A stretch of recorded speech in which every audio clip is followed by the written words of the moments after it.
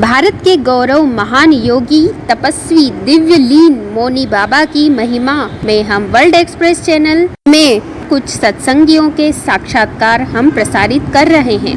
आपकी प्रतिक्रियाओं का स्वागत है।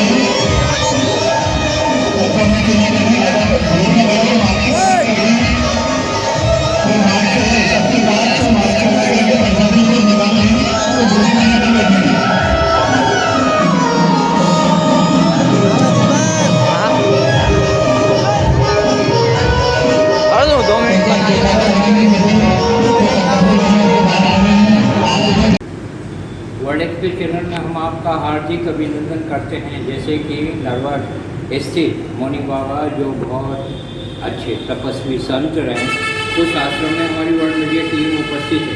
व्यवस्था समिति के अध्यक्ष भाई मोहनलाल जी जोशी जी हमारे बीच में उपस्थित हैं और जगजीवन बाबा जी भी हमारे बीच में उपस्थित हैं।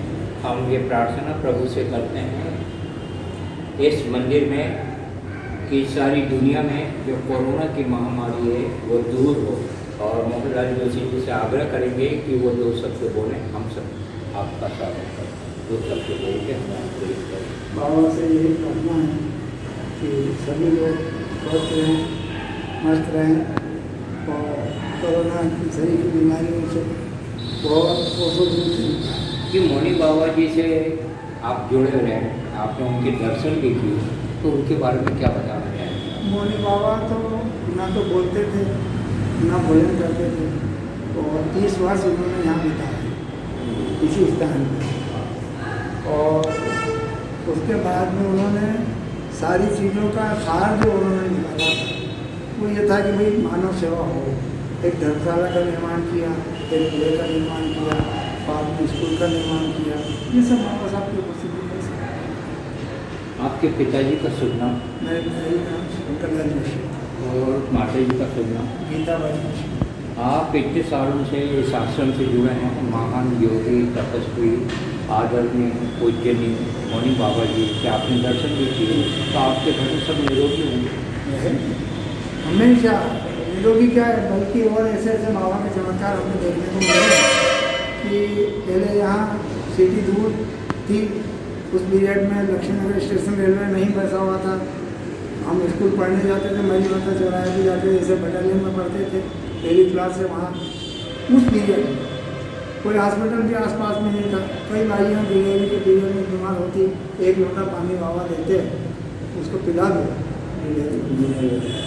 कितनी उम्र है अभी जोशी जी आपकी?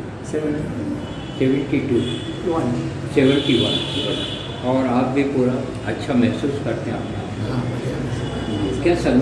क्या संदेश देना चाहेंगे आने वाले दिनों में मौनी बाबा आश्रम की गतिविधि के बारे में क्या बताना चाहेंगे? मौनी बाबा की जो इच्छाएँ थी, हम उसी पथ्यों पर चलने का प्रयास कर रहे हैं और आगे भी चलते रहेंगे।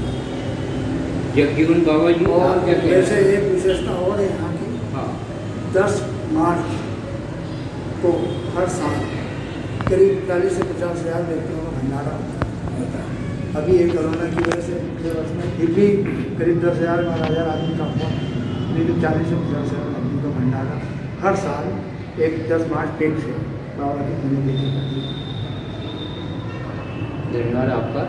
हमारे इस क्षेत्र के बाणगंगा के धार्मिक व्यक्ति जगजीवन बाबा भी उपस्थित हैं। क्या कहना चाहेंगे आप बाबा जी के बारे में? आपने उनके दर्शन किए होंगे। मैं जब से बहुत संभाला बाबा जी के नेतृत्व में आया, इन्होंने मेरे को बहुत प्रेम से बातें बताई और इनका लगाव बच्चों से बहुत ज़्यादा रहा। आज नरवा ग्राम के अंदर जितने भी बच्चे थे इनसे बहुत ज़्यादा प्रेम करते थे। बच्चों को ये पढ़ाने के लिए इनके माता पिता को शिक्षा दी जाती थी, ये इनकी मनोकामना रहती थी।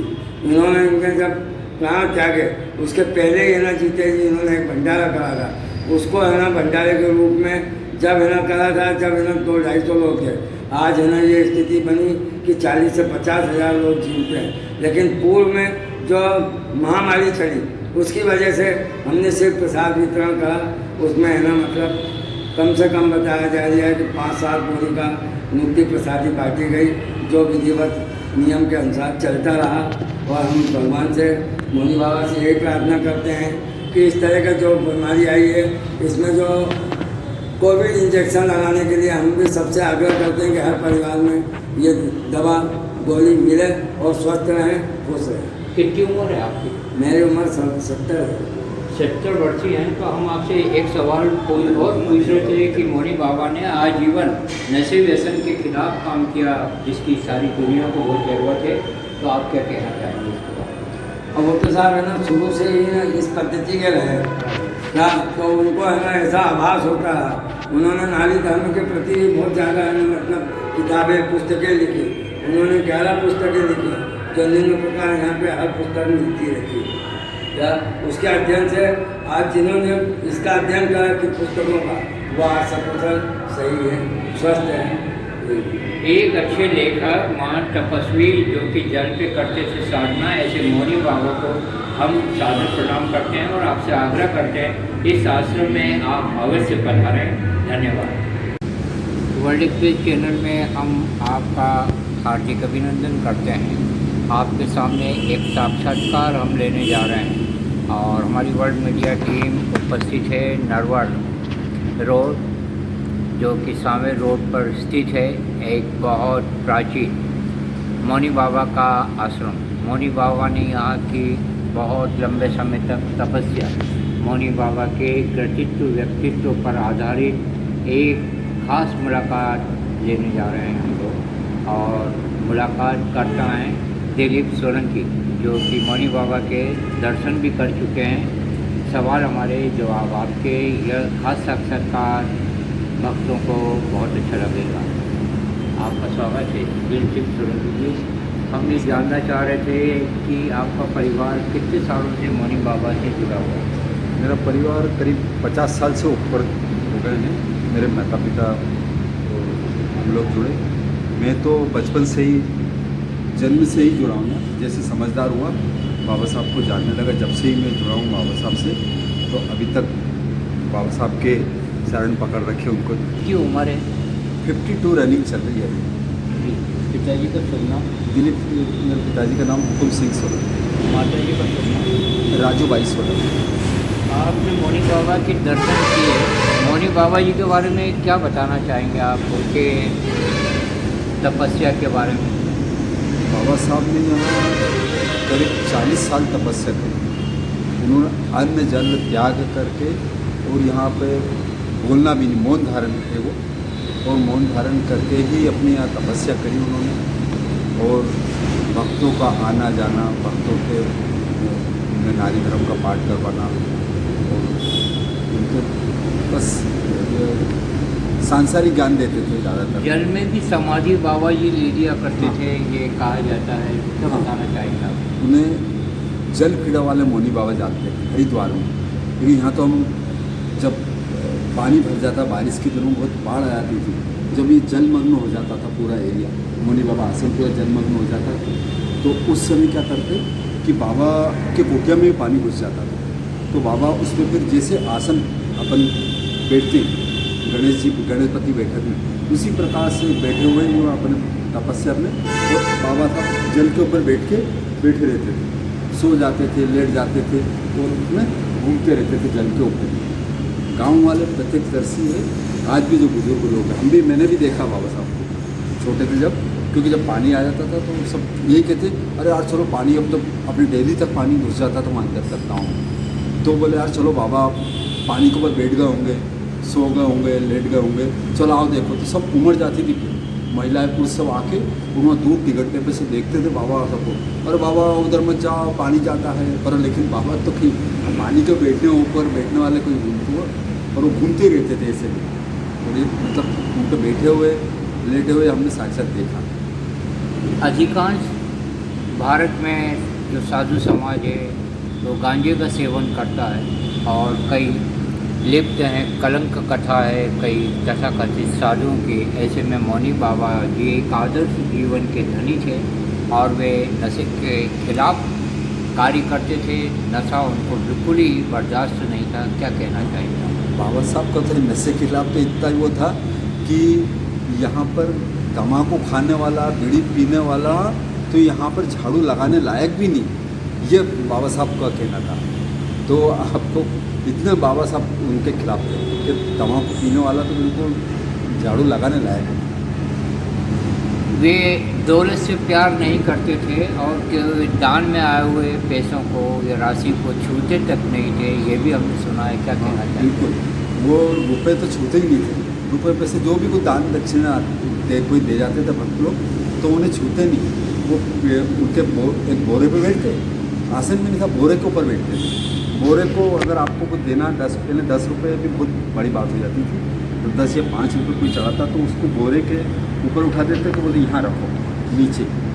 इतना था उनका कि रुपये को छूते नहीं थे, रखना और उसके नीचे। इंदौर से काफ़ी नाता रहा बाबा जी का। मौनी बाबा जी ने बताते हैं कि हुकुमचंद मिल में कार्य किया और एक दुखी हो गए वो परिवार में, एक हादसा हुआ और उसके बाद पूरा परिवार समाप्त हो गया उनका, और वे बड़े गुरु के सानिध्य में आए। रामबाग में भी उन्होंने कार्य किया। और क्या बताना चाहेंगे जिससे किया? हाँ, वो बताते हैं हमारे बुजुर्ग कि प्रारंभिक काल में हुकुमचंद मिल में वो सर्विस करते थे। उसके बाद में बड़े बाबा जब उनका परिवार महामारी में चले गया, कोई कालरा और ऐसी कोई ऐसी बीमारी आई थी, चेचक या कोई ऐसी बीमारी आई थी, तो उसमें पूरा परिवार ख़त्म हो गया, पत्नी हो गए थे, बच्चे सब खत्म हो गए। तो फिर बड़े बाबा आज़ाद मौनी बाबा जो राजमोहल्ला में जिनका आस्थान है, वहाँ फिर बाबा साहब जुड़े और वहाँ बाबा साहब के सामने बैठे। तो बाबा साहब ने, बड़े बाबा उन्हें कहते थे तो कुछ प्रश्न उत्तर करते रहते ज़्यादा, तो बाबा साहब ये क्या होगा, आध्यात्मिक सवाल जवाब करते थे। तो बड़े बाबा उन्होंने कि चुप रहे, तो उस दिन से वो चुप हो गए। तो आज तक उन्होंने फिर मौन व्रत भले ही ऐसा। बाबा जी का हरिद्वार में भी कार्य था, हरिद्वार की भी उन्होंने पहले यात्रा की, वहाँ भी कुछ कार्य उन्होंने किया। आपको क्या जानकारी हुआ? हाँ, वहाँ से बाबा, यहाँ से जब उन्होंने मौन साधना के बाद में वे हरिद्वार गए, वहाँ पर हरिद्वार पे पहले नर्मदा परिक्रमा करी, फिर हरिद्वार में रानीखेत, बाणगंगा और अल्मोड़ा जैसे के जो स्थान है, वहाँ पर महादेव जी की स्थापना करके धर्मशाला भी बनी हुई वहाँ पे। वहाँ हर साल एक मेला भी लगता है। बैसाख की पूर्णिमा पर बताते हैं कि बैसाख की पूर्णिमा पे मेला लगता है। उस मेले में आने जाने वाले लोग के लिए धर्मशाला बनवाई और वहाँ काफ़ी लोग रहते हैं। तो वहाँ पर इन्हें जल कीड़ा वाले मौनी बाबा के नाम से जाना जाता है, क्योंकि वो जल कीड़ा दिखाते थे। जल के अंदर समाधि लगाए रखना, जल के ऊपर बैठना, लेटना, ये उनका बिल्कुल आम कीड़ा समझती थी, उनका खेल समझती थी। तो वहाँ जल कीड़ा वाले मौनी बाबा के नाम से प्रसिद्ध है। एक सवाल आपसे, और आप मौनी बाबा जैसे महान संत से जुड़े हुए, आपके पूर्वज भी जुड़े रहे, आपके परिवार में कोई नशा व्यसन करता है? नहीं, हमारे परिवार में कोई नशा नहीं करता है। नशे का हम लोग बिल्कुल एक राजपूत समाज के लिए हम नशे का बिल्कुल हमारे इसमें नहीं, क्योंकि बाबा से जुड़ गए के बाद में फिर तो कोई सवाल ही नहीं किया उसमें। बहुत अच्छा संदेश है कि मौनी बाबा के शिष्य गण जितने भी हैं वो नशे व्यसन से दूर हैं और रहना भी चाहिए। सारी दुनिया से ये संदेश मीडिया द्वारा, वर्ल्ड मीडिया द्वारा हम देना चाहेंगे कि नशा जो है मानवता का गहरा दुश्मन है। नशे व्यसन पर रोक भी लगाना चाहिए सरकार को। एक सवाल और, मौनी बाबा से आपने क्या शिक्षा ग्रहण करी? हमने मौनी बाबा से शिक्षा ही ग्रहण करी कि उन्होंने एक ही बात बताई कि माता पिता की सेवा करना और सत्य वचन, ईमानदारी, इस पे अड़िग रहना। बाबा साहब कहते थे सदा सत्य की चौपड़ खेलो, कभी ना बाजी हारोगे और खुद भी तरकर प्रेम से प्यारे औरों को भी तारोगे। ये उनका कथन है। और आज बड़े बड़े अक्षरों में यहाँ पर लिखा रहता है वचन का जितना वही बात है कि जिस किसी को भी वचन दो तो उसको निभाओ, या फिर वचन दो ही नहीं। ये झूठ के इतने खिलाफ थे। नारी धर्म और पुरुष धर्म का भी काफ़ी पालन किया उन्होंने। कई किताबें भी वो बांटा करते थे। तो उन किताबों के बारे में और उनकी शिक्षा के बारे में और क्या कहना चाहेंगे? नारी धर्म उन्होंने पुस्तक लिखी, 17 पुस्तक अनमोल रत्न में लिखे बाबा साहब ने। उनकी 17 पुस्तकों में नारी धर्म प्रकाश पहला भाग, वो एक अनमोल रत्न है जो पारिवारिक और अपने मतलब घर में रहने के लिए उन्हें किस प्रकार से हम लोगों को पालन करना चाहिए। जैसे नारी को पति की सेवा पूजा करना, पुरुष को चाहिए कि नारी को हर समय हमेशा आनंद में रखना, बच्चों को सत्य धर्म की शिक्षा दो, सत्य का ज्ञान बताओ, घर में जो बड़े बूढ़े लोग उन्हें सुबह शाम प्रणाम करो, ये शिक्षा देते थे। और सत्य की शिक्षा उनका मुख्य उद्देश्य था, सत्य की शिक्षा देना। ऐसा मौनी बाबा हर हमेशा मौन धारण उन्होंने कर दिया। ऐसी कौन सी घटना हुई जो कि एक दिलचस्प घटना है, वो आपको भी मालूम होगी, कि जिसके कारण गुरु का आदेश मानकर बाबा जी मौन हो गए और आजीवन वो मौन ही रहे? कौन सी घटना थी, क्या बताना? वो घटना तो क्या थी कि ये दुखी हो गए थे उस परिवार को खोने के बाद में, और बाबा से कोई आध्यात्मिक चर्चा करते रहते थे। तो उस समय बार बार प्रश्न करते थे, तो बाबा ने क्या कि चुप हो जा। वो बाबा ने चुप वैसे हुए कि वो फिर चुप ही रहे। बाबा का ऐसा अपने गुरु का ऐसा पालन किया कि वो आज तक फिर वो मरण उपरांत तक, शरीर छोड़ने तक बोले ही नहीं। अन्न जल किसी ने खाते नहीं देखा, ना पीते देखा, ना सोते देखा, ना जागते देखा। उन्हें बस जब भी देखा बैठे हुए देखा या फिर घूमते फिरते। चमत्कारी संत, आदरणीय, पूजनीय, वंदनीय मौनी बाबा जी को पूर्वाभास हो जाता था, उनको मृत्यु का भी आभास हो गया था। क्या बताना चाहेंगे? हाँ, अंतिम क्षणों में उन्होंने करीब 15 दिन पहले या 20 दिन पहले ऐसे अपने भक्तों बैठे रहते उनके पास, तो उन्होंने ये बताया कि बड़े बाबा का आदेश हो गया है। बोले बड़े बाबा का क्या आदेश? क्योंकि इशारे में बताते थे कि बड़े बाबा का आदेश हो गया कि जाना है।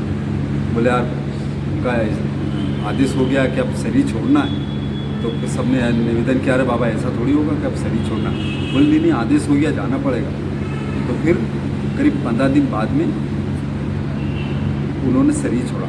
उस पर उसके 3 दिन पहले बोल दिया था, उन्होंने समझा दिया था कि आने वाला गुरुवार के दिन, वो पूर्णिमा का दिन था, और बोले उस दिन शरीर छोड़ना, ऐसे इशारा कर दिया था।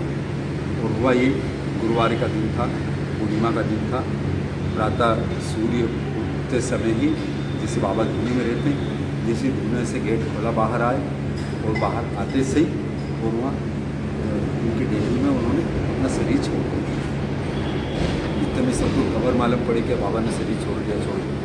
सब घबरा गए, बाबा ने बोला था यार वो शरीर छोड़ने का, शरीर छोड़ दिया। उसके बाद तो फिर यहाँ से डोला निकाला हम लोगों ने, सब हमारी माता से वापस लाए, फिर समाधि दी यहाँ पे। विधानसभा क्षेत्र क्रमांक 1 में स्थित बानेश्वर कुंड काफ़ी प्राचीन है।